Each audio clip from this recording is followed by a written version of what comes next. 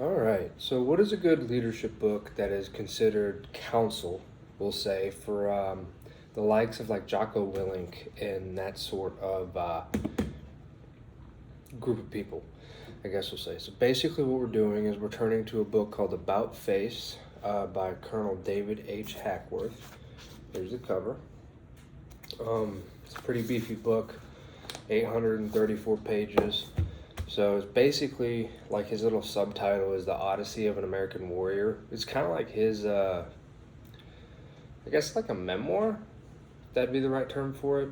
Basically, of his time in the service and a little bit afterwards, kind of him reflecting on everything he learned and basically ways his attempt to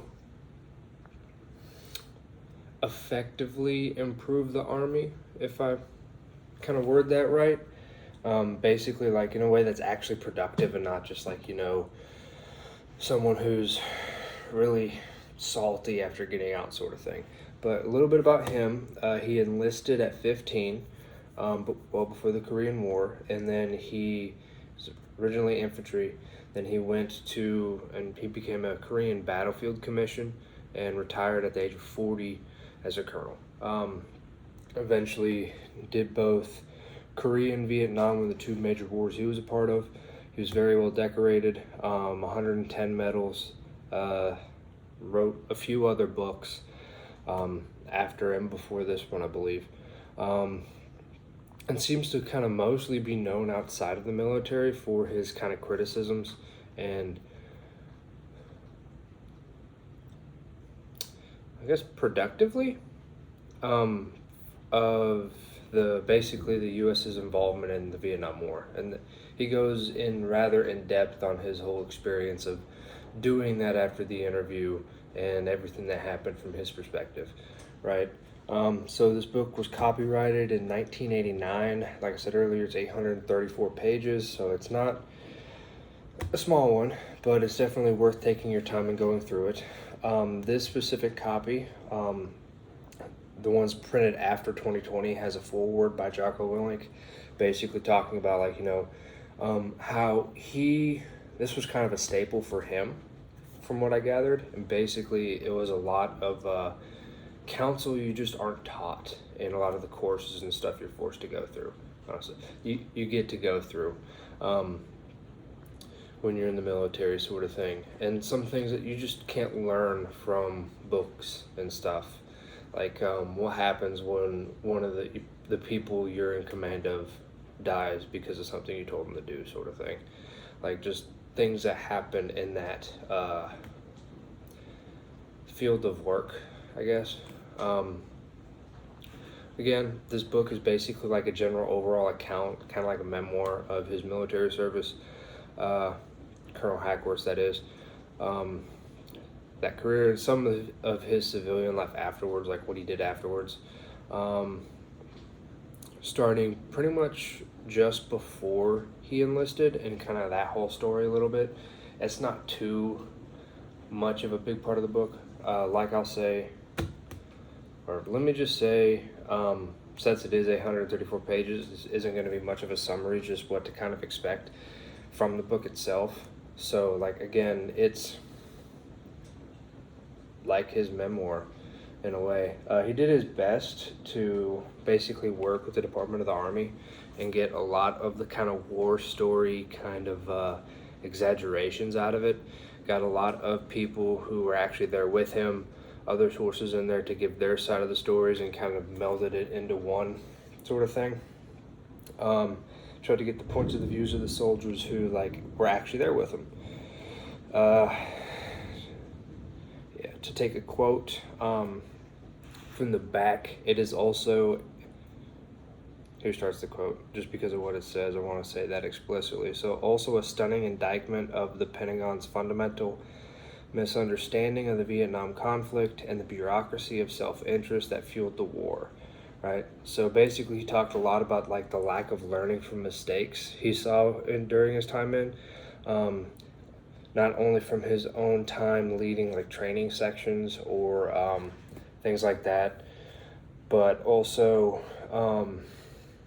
Another example is like, especially with the whole Vietnam thing. I mean, the French were there before the Americans, and he basically noticed a lot of their like after action type reports weren't checked out of the library um, prior to him getting there, because there was a point during his kind of Vietnam stint to where like he was there for a while, and then like he came back for more like schooling type stuff, and basically just tried to study a lot of the stuff that the French did to kind of get a different point of view, and figure out better ways to do this, because obviously what we were doing wasn't working from what he saw, and basically no one had checked out what the French had did before and didn't try to learn from like their mistakes, right? So why is it kind of important to read this book? So I said you kind of see the point of view of an officer that actually cared about the well-being of his troops. He tried to kind of really accentuate that a lot throughout his book, and that's a comment that Jocko Willink made in his foreword as well. And he would try to do that even if it kind of was a hit to himself, to where like it wouldn't even, I'll say it, by him doing so hindered his kind of career advancement at certain points.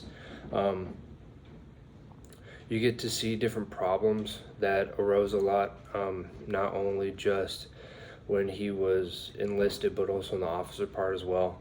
I like the different levels as he went up. Personal experiences of someone who actually led troops in like Korea and Vietnam, and so a lot of it, like for me, was a lot of like narrative based type thing and situations he dealt with, where you could kind of see like his perspective and what kind of like different ways to apply principles, like leadership principles in a way, instead of just like reading them from a checklist or whatever, from some of the other books you see. So there's that. Again, mostly because most of the book is actually from after he commissioned. So it was a lot of being able to see a side of leadership you don't typically get to see.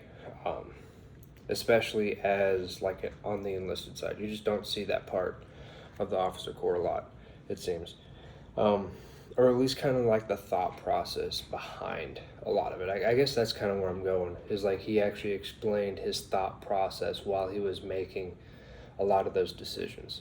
With that being said, now that pops in my head, disclaimer, it is written, you have to keep in mind the era.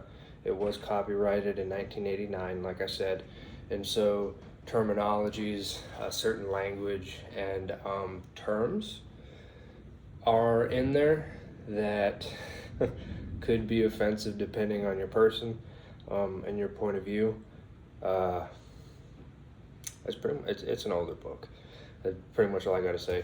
But it's honestly, especially after some of the stuff I've seen or been through, especially the past little bit.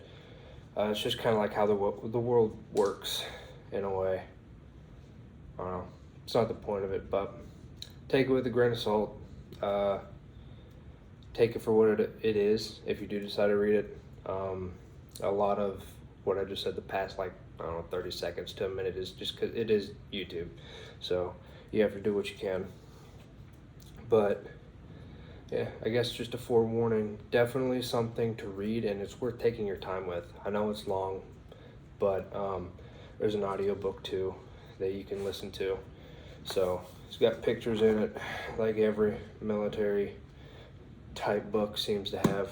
Halfway, you know what I mean, like halfway through the book, they got the little stent of pages. But I don't know.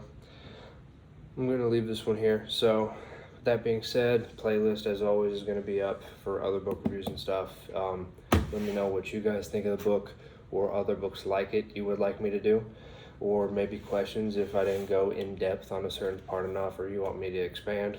That's what the comment section is for. So that being said, I'm going to leave this one here, and I'll see you guys on the next one.